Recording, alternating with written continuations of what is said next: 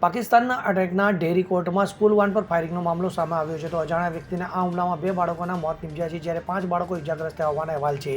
આ ઘટના એટેકના ડેરી કોર્ટની છે. આ હુમલામાં સ્કૂલ વાનના ડ્રાઈવરને પણ ઈજા પહોંચી હતી. તો ઇજાગ્રસ્તોને સારવાર માટે હોસ્પિટલમાં લઈ જવામાં આવ્યા છે. તો આ મામલે એટોક પોલીસનું કહેવું છે કે હુમલાખોર ગોળીબાર કરીને સ્થળ પરથી નાસી ગયો હતો. તો તમામ બાળકોની ઉંમર 10 થી 12 વર્ષની વચ્ચે છે. તો આ ઘટના અંગત અદાવતના કારણે બની છે. હુમલાખોરનું ટાર્ગેટ ડ્રાઈવર હતો, પરંતુ સ્કૂલના બાળકો પણ તેનો શિકાર બન્યા હતા.